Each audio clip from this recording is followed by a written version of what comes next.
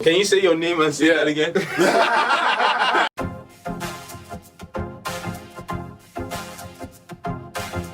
Welcome to another episode of OhManPodcast. Can we get some energy? Woo!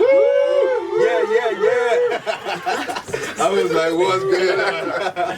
Alright. You're listening and watching another episode of OhManPodcast. I am your moderator, Opizzy. And to my left we have... Shay.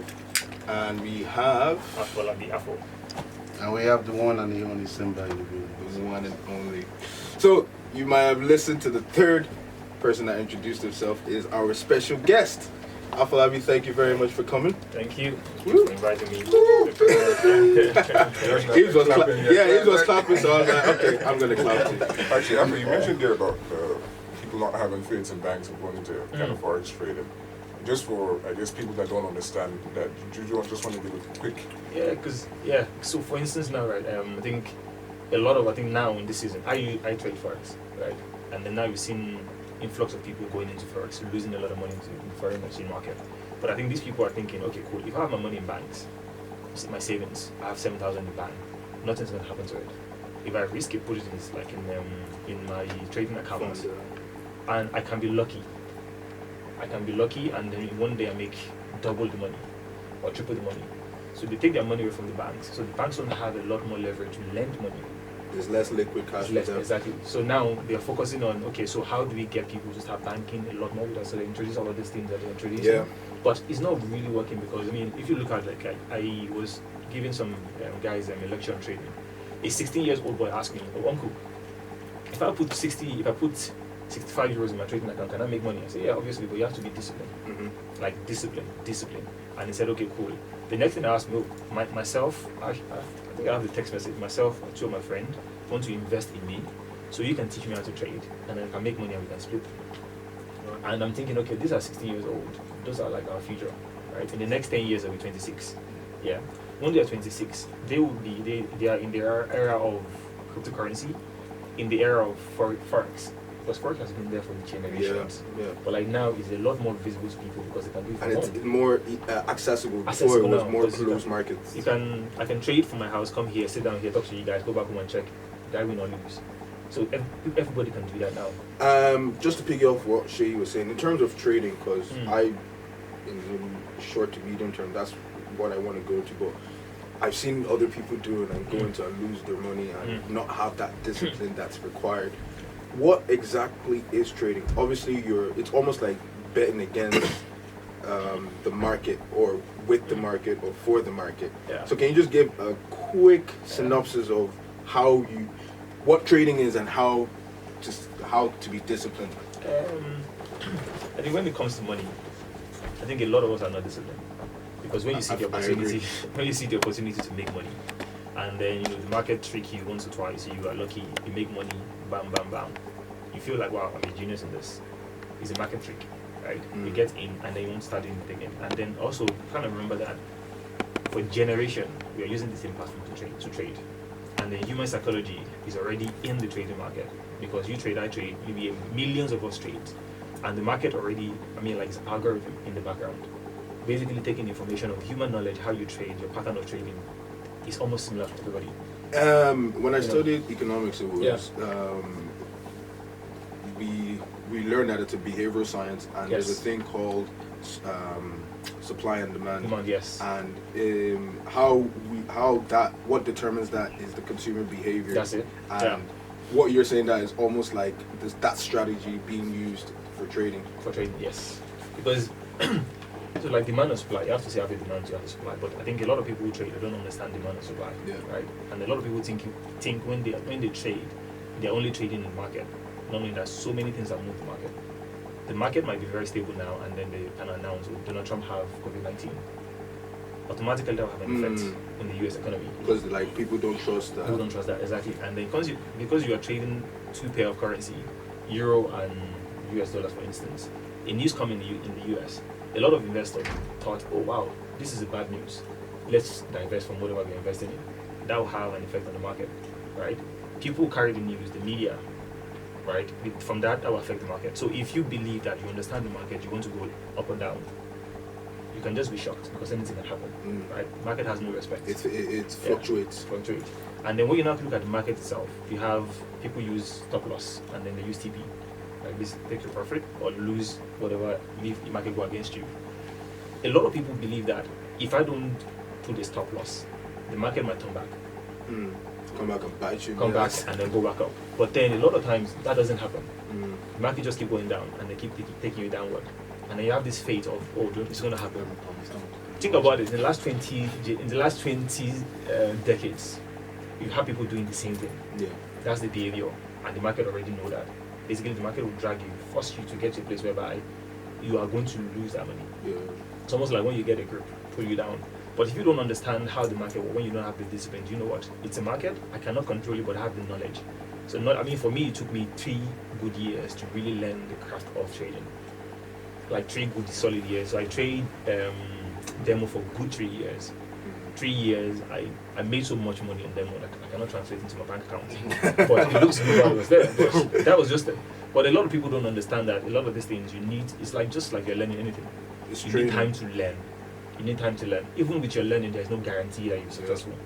Because sometimes it comes with luck, sometimes it comes with timing, sometimes it comes with economy, sometimes it comes with who is teaching you and how you're trying to learn. If you learn and your focus is, I just want to make money, obviously you're going to lose money because your mindset is not, I want to make this a business. It is a business.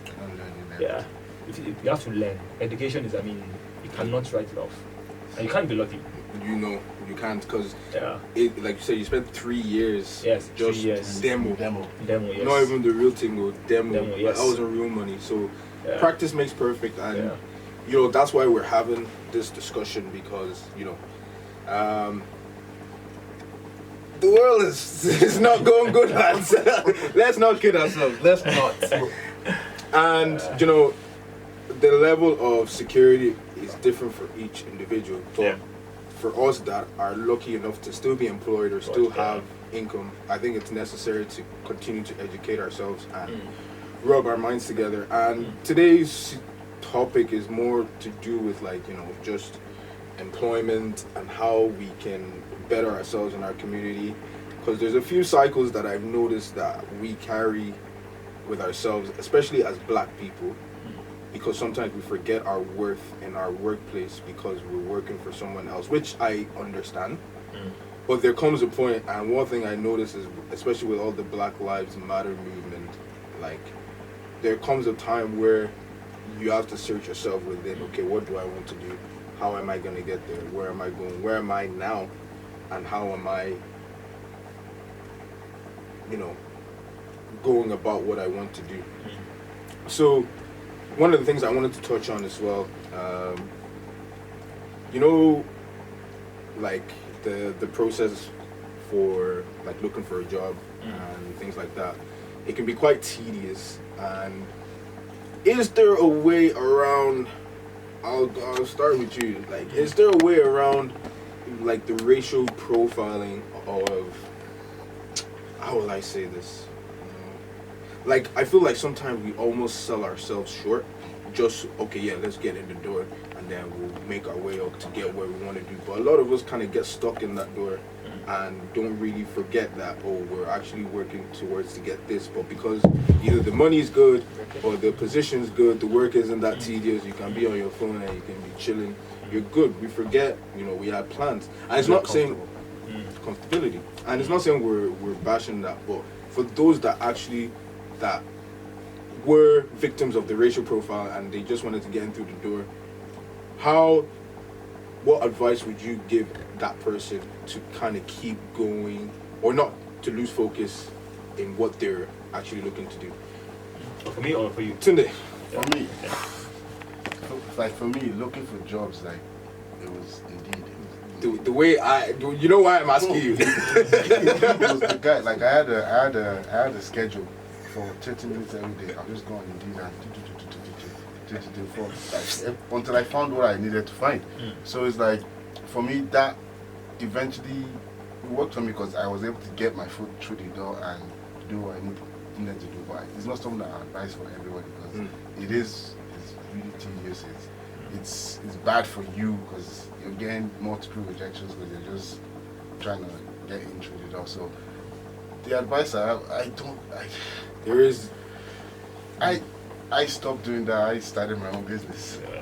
We'll get it. We'll get into that. That's why I wanted to touch you, because there does get to a point where you're like, is this what I want? Yeah. And then you start questioning, it's like, okay, how do I get to what I want? And that question can lead you to different outcomes. But the outcome might deter you from where you actually want to be. Yeah. And some might lose months, years that you can't get back. Which is, if you're okay with that, that's fine. But we're seeing every time that time waits for nobody. Nobody. But like, Shay, what stereotypes do you see around work that, as a black person, that you would say like, nah, I need to get better, do better for myself? Because we can say and pretend that we don't face the stereotypes, but one thing I thought of is, as a human being, you decide how things affect you.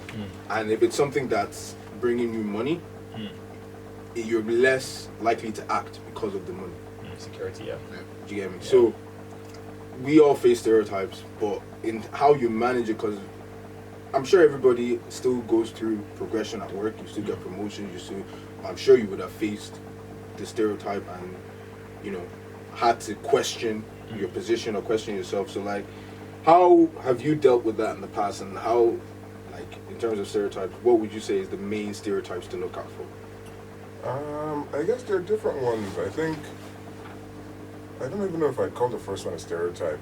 It's like just trust amongst your, I guess, people who are working with you and Colleagues. everything. Your colleagues. It's weird because you get there and you're trying to be among, because you're literally not trying to be yourself. Trying to fit in. You're trying to fit in, which I think is not right, because they don't have to try and fit in. But then again, I think that's yeah. It's like you're trying, but it's not trying for them. I'm trying to fit in. I'm basically practically. I think one thing I stopped doing, which I guess I had to basically start doing again, was just kissing ass. I absolutely hate it, and it's not. Yeah, no, it's not. It's not my thing. It's almost dehumanizing. Yeah, it's just like, okay, I need to do this if I want to progress. And then the flip side is, if you don't do it, you don't progress. You just basically stay. And it's just like, I shouldn't have to do this. This dude is absolutely, yeah. This dude. Let's not even talk about this dude. You know. And then you have all that kind of a thing, and also you have this stereotype that you can't go into work with certain type of hairstyle. You can't go into this with certain. You can't dress a certain way. It's not even because it's frowned upon, but just the questions you're gonna. Yeah, and then Aaron comes in with green hair. He has tattoo under his eye. He has all this thing. I'm like, okay, I know we're not. That's the one that's getting the most jobs. It's like, we're not the same and everything, but this dude's getting a promotion. He's not even wearing a bloody suit. We're in the back. I'm like, yo, what's going on? But if I do that, it's looked down and it's frowned upon. Or if I have my hair a certain way, it's unprofessional. Wait, what? He has green hair. You know how mad that is?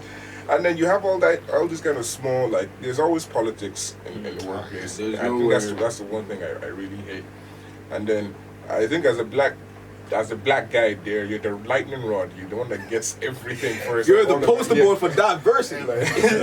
It's like, yeah, anything that's gonna go wrong. And plus, when you come into a new place, you're coming to a place where everybody already knows each other. You're coming in, you're black, you've already lost. You're coming in there and then you're trying to fit in. It's just makes it a bit more difficult. It takes one or two people not to like you to make your life live in hell. And I don't like that. I just feel like everybody get the equal chance. Let things kind of go on from that. And then I don't hate being black. I hate being the only black dude there, because then it's a bit weird, because then you then meet people who want to have black friends and are not exactly appropriate in the way they approach it. And it's just like, yo, what you're doing is not. If we're outside the workplace, And I think that's where you Yeah. start questioning, because you're at work and you have to question so many things that you feel is appropriate, that you think is not appropriate because you're a fear of losing your job. yeah, And that's what I'm saying, and you like, can't call it out, because if you do, you're accusing somebody who's been there longer than you of being a racist. Hey, I know you're fitting the stereotype of the aggressive Yeah. black person. Yeah. And that's why I'm like, there's so many things we have to kind of fathom. Sorry, sir. There's so many questions that we have to fathom and have to process just to get our money, you know? And another thing that I was thinking, sorry, during this thing, is Sorry, I just remember one more thing. The other thing that I really kind of absolutely hate is you can't go in for something that you feel that you should be going in for. You might have to go into something at a much lower level just to try and get up to where you want to go. Just because the moment they see you interview and do everything, the color of your skin, I just feel, tends to hold you back. They give you the sense, oh yeah, you were a really good candidate, but we decided to go with somebody else. Or they give you, I think one of the dumbest lines I've ever heard this thing is, you're overqualified. What the hell does that mean? what does that even mean? You're too good for this? You're too good for us, so we won't hire you. Yeah, too expensive. Or even the worst is like, it's like a low entry job, but like they're saying, oh, you need like 3 years experience. It's like, bro, That's where? How? Where am I gonna get it? And I think over the years that can be quite depressing, but in the ways like you said earlier, it can be quite demotivating, getting a lot of rejection. At the same time, it can build your character, and you're just like, look, I don't have to do this for long, right? Do this until basically whatever I have. And that's basically what happened to me. Yeah. That was the message. And that's why I'm asking, because it's like, do we know when that point is, or do you just stay comfortable in that position before you realize, oh, I need to move on? Like, is there a time limit basically for you to know that you've been at a position for too long? And I just say one more thing, right? And I think the other thing, as blacks, right, I just feel, this is on my own personal thing, I could be wrong, I feel we don't help each other. And the reason I say this is because I think for networking, we're absolutely terrible, especially in this country. We have APNI though. Again, I get that, right? I completely understand that. But I've But that's- seen... Wait, hold on. I might have to fight you on that. I might have to fight you. So Go basically, right, I've worked in different places, right, and I've seen how some people have come in. So I've seen numerous people come into roles. Referrals. No, referrals will even be easier without even doing a bloody interview. So it's just like, okay, yeah, how the hell did you get here? Oh yeah, I knew this. Hold on, and then also, right, when I never realized how big networking was until when I stayed in Canada, right? When I stayed there and I realized that basically if you really want something here, you might get it, but if you know somebody, it just makes it a lot easier. And making it a lot easier in that sense is when I saw the Indian community over there, right? There's a town there called Brampton, which is basically run by the Indians. And you see that basically something comes up, they have this networking thing that I went to. I didn't know it was an Indian-only networking thing. So imagine my surprise when I went there and everybody was looking at me. I was like, yeah, sorry. Who's this black? But they were quite happy, you know. They were like, hey, what are you doing? I was like, oh, yeah, networking this thing. I should have figured when I saw everybody there was Indian that, okay, it's probably not your thing. But then they were friendly about it. They got to explain to me everything. I was like, yeah, you know, when something comes up, they have this kind of forum, they put it up there, try and get somebody in there who they kind of feel is the closest, while also just always trying to create work for each other. And I know you're going to speak about APNI, so I will let you go. Not even that. How do you expect like black people in Ireland to be able to get people into roles without interviews? Well, not yet. No, I'm not saying no. Don't. I want to head in this. No, I get that, but I'm not saying get people into roles without interviews. No, but I'm just saying. We're not yet like we just got into the professional workforce. Like we're just in the door 5-10 years ago. We're just in like the on a door. mass scale. So we're just getting to that level to be. But either ways, if we don't start something now, when are we going to start? But that's 20, what we're 30 saying. years. APNI. But with me now, like four of the good jobs I've had in this country was through referrals by black people, and I've referred other black people. And like niggas, it's all about black. I think I'll just chip something into what you said, right? Because I think we shouldn't generalize the fact that black people don't help each other, right? So you've come to me. Sorry, come again. What? I just want to kind of make that clear because we shouldn't generalize, right? No, but and I think I hope you guys understand. that's why I said shouldn't generalize because and I'll just kind of share a story with you, right? So I think maybe a few months ago in my church, there was a lady.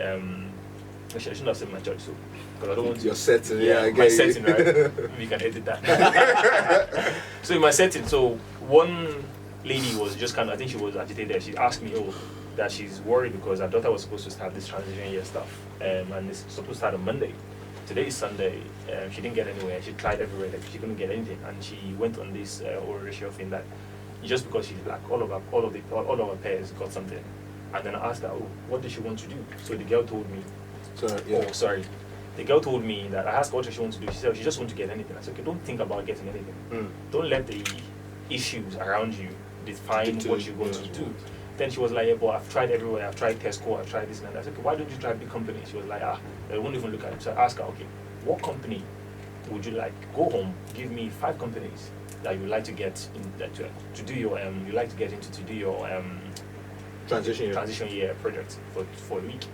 And then she went, and then she came back. So another girl as well came. The mom came to me, and then she spoke to me on Sunday.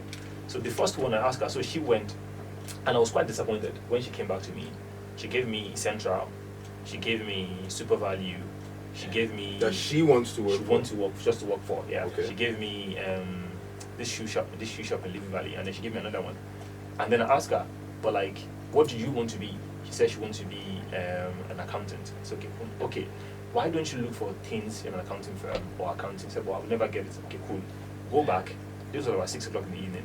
Go back and then give me 5 companies that you would like to work with in the future.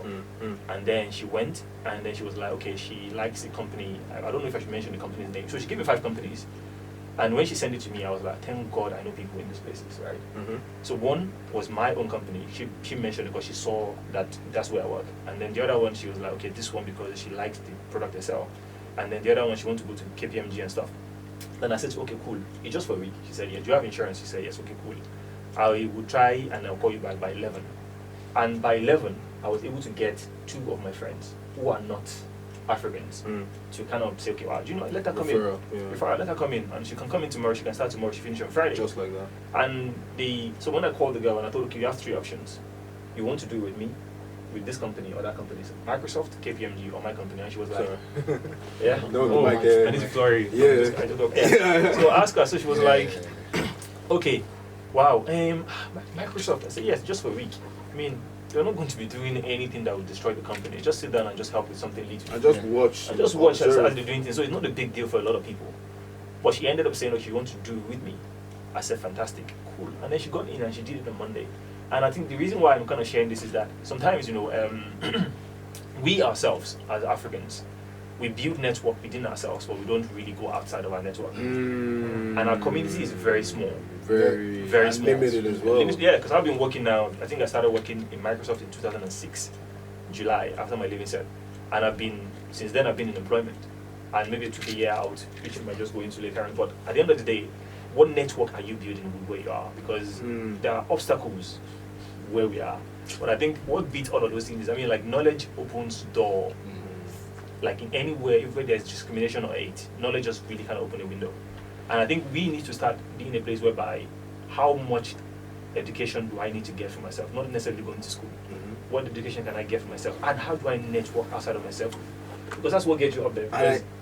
Sorry, just I think that is so critical. What education do I need for myself? And not necessarily like school education, but what you want to do. How do I get knowledge in that thing to get me to a decent level to where I want to go? Yeah, and that's it, because people understand education to be, I need to go to school and get this and that, but it's compulsory, it is important, especially where we are now, because people look at your CV, look at education, look at what have you done, and then sometimes it can be like, you can shoot yourself in the feet when you put too much degrees. When I have 2 masters, I have 3 masters, and someone's looking at you thinking, we are in a community whereby, I mean, no disregard to any Irish, or maybe I'm not trying to, condemn any race, but a lot of in the environment we are in, education is key, but it's not core. In the sense that you see an Irish person, once they get their school degree, they will do their masters. Maybe that's the max. Or degree is the max of so many of them, right? And then they go to do their professional exams. Those ones succeed very well, right? Yeah. But the other part where they just get their school start, they get their degree, they are fine. And then you are coming from a background whereby Africans, generally, education is key. Our parents are beating you up to go and get your education. Finish your master's, they're even asking you, do you want to do a PhD? Say, Mommy, I just want to be an accountant. No, you have to do your PhD. I need to do ACCA. What is ACCA? Go and do your PhD.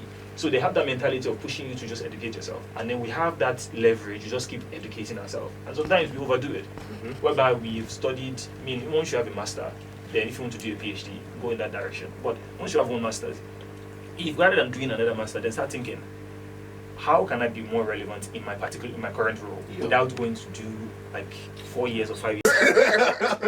I only here for 4 years. Can you just give us a quick synopsis of how you got to where you are, like in terms of education-wise? Yeah. A quick summary. I know it's probably long. Well, I think you can. I think I was quite fortunate. I have to say that, and I think hard work kind of put me in that place. You know, I'm Sorry, can you say that again? I think I'm quite fortunate, but hard work. Hard work. Put me in That's that so place, understated. because, Underrated. I think I finished my leaving certificate in June 2006. But prior to my leaving cert, I think there was something in South. I think Microsoft was just in South Dublin, and then they're trying to help the community out of their CSR. So as part of that, they kind of put the scholarship for the people in that area. So in Sandyford, Stilogan, Dunleary, and stuff. So a lot of schools kind of went into that competition where they only need to have 2 students that will give 6 weeks experience in Microsoft environment with whatever department you want to go into. I saw the application, and there were 5 of us in school. I mean, in my school, I think there were like 5 guys from different countries. I think we had 2 Nigerians, and then the other guys are from other countries in Africa. So when I think for me, from a very young age, one of the things my dad and my parents instilled in me is that, you know what, you are not below anybody in this world, and you are not above anybody in this world. Just understand leverage, position yourself in the right place, and then opportunity will come. So when they want to apply, one of the African guys said to me, well, there's no point applying, because even in our school, I don't think we'll win.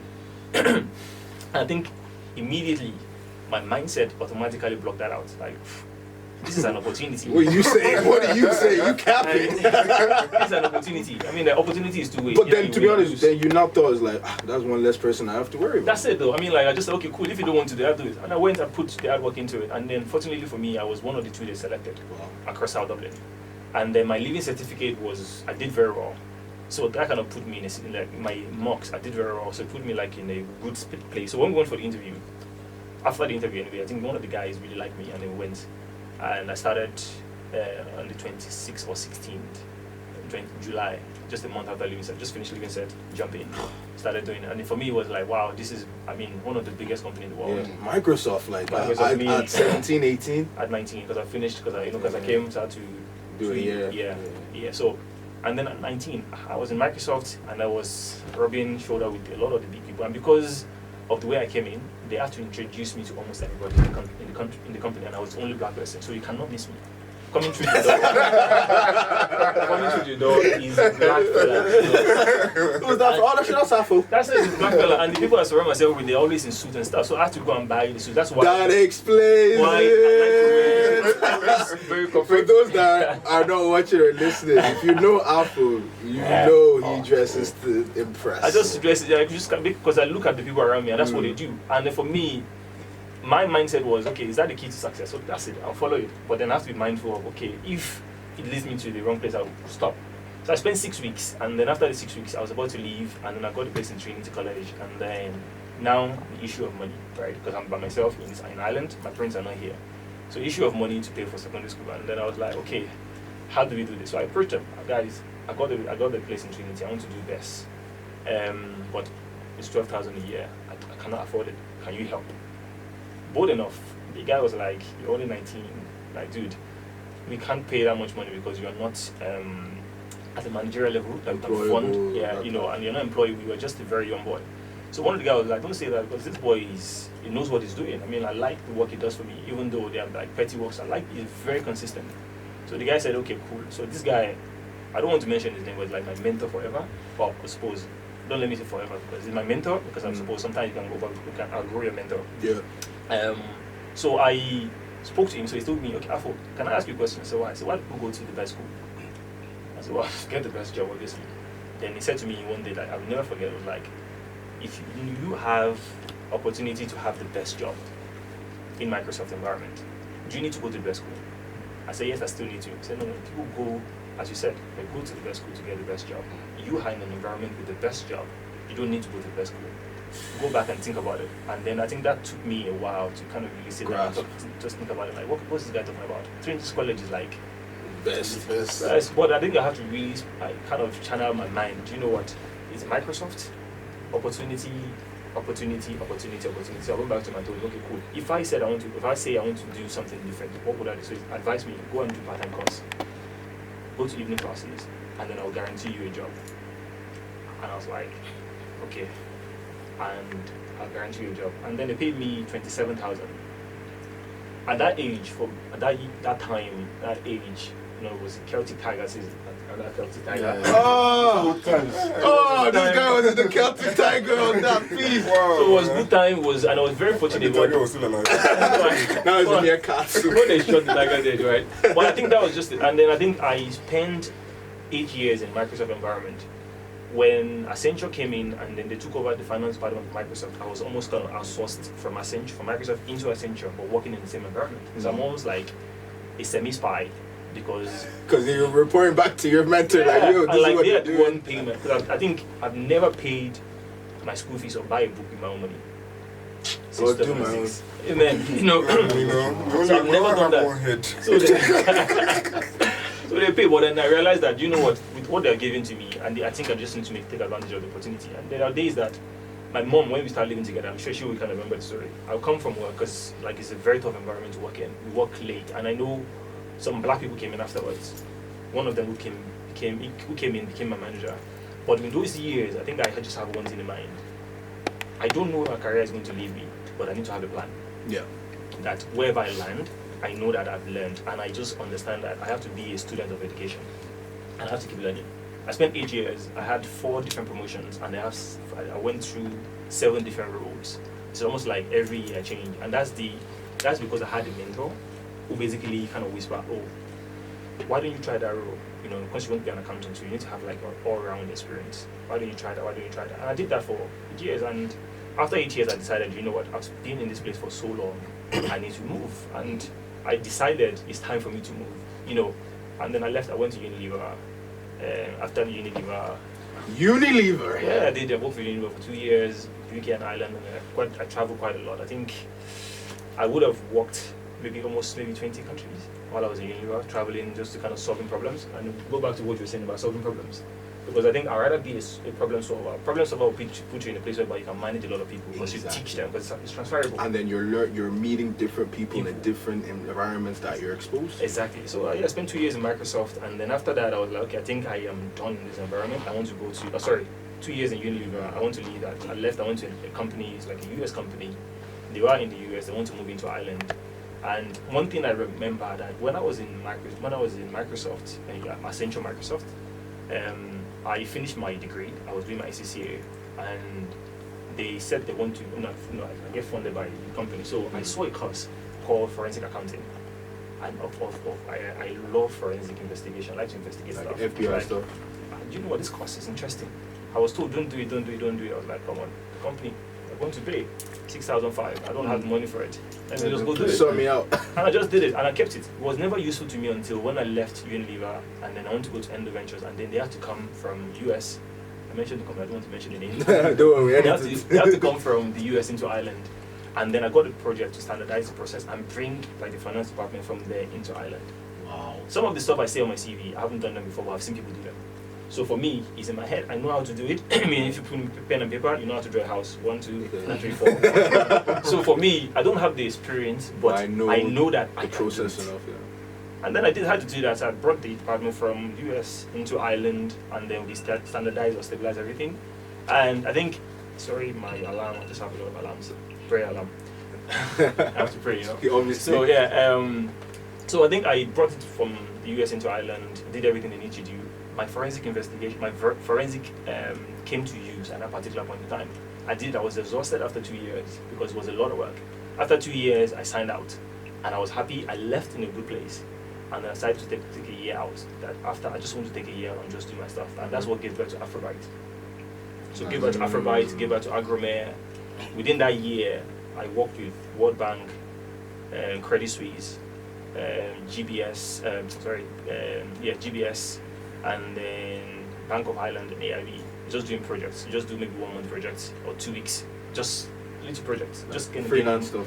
Experience, because why? I don't want to leave the corporate world and then just be complacent, focusing on entrepreneurial. But I was doing that and I was learning a lot of stuff. And I think I did that for a whole year. Took a year out, don't work for nobody, work for myself, and then consulting, because I considered those as my own, because I decided on my hours, I decided everything. And then after that, I was like, yes, okay, I'm done with everything I want to do. Afrobyte is stabilized, everything is working, so you know what, let me go back into employment. And then the next company I went to, tried GSK, did 2 weeks, and then I went to the company I am now, and then they kind of offered me a role. Oh, you're looking for an FD. Would you be interested? FD as a financial director? Yeah, would you be interested? So why not? I mean, floor space is open, so why not? Just go, and I've been there since then. My plan for them, I'm going to leave at the end of the year because I've done my part. I kind of go back to when you say, when do you have to leave? When you have to leave is when you know you kind of create a legacy.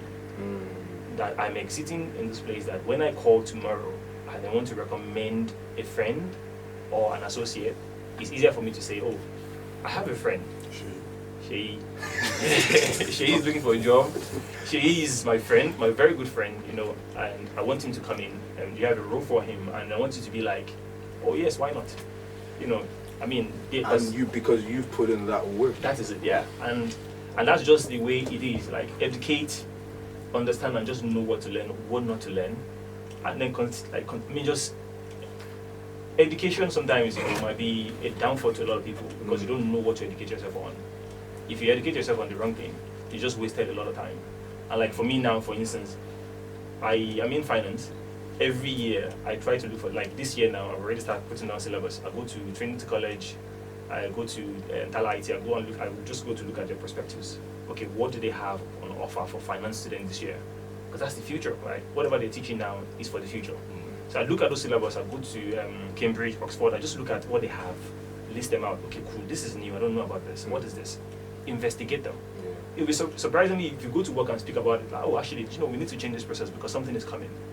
You put them in a place whereby they are prepared before the time comes. And I think that's what I would encourage a lot of people to do. Like, find out what you need to learn to upskill.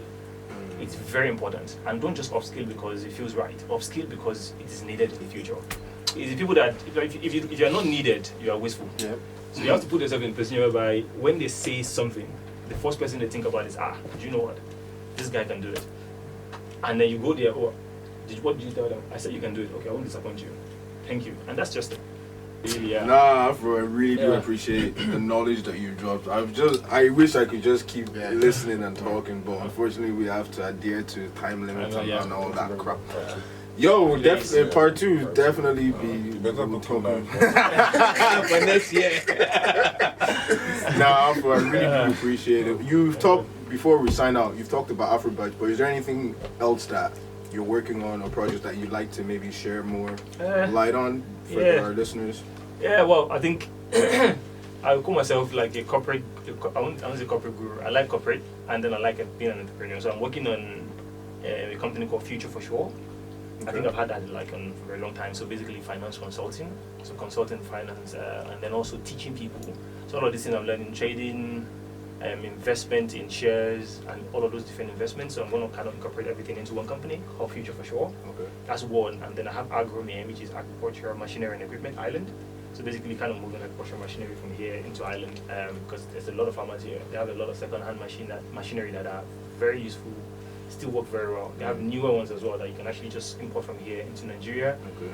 And I'm going to get married to a lovely girl who is very, congratulations. Who is very intelligent. Also, she's working on things that she wants to do, which we are kind of trying to work on. A man that plugs his business. Hey, that's it though. That's it. So so she's very intelligent. So she's doing her own thing as well with her brothers, and then she's doing her own personal ones as well. So It's just that's where I was spending my time. Like, okay, No. building her brand, equally building mine, so that at least, The get Jay-Z that. and Beyonce of Ireland. That's we it. we Oh. wait to see it. Oh. We'd love to see it. Nah, Afro, I really do. We appreciate you coming Definitely on. appreciate We'll definitely be talking more. But yeah, that was the latest episode of OhManPodcast. If you've enjoyed it, catch us on SoundCloud, Spotify, Apple Music, Instagram, Twitter, and YouTube.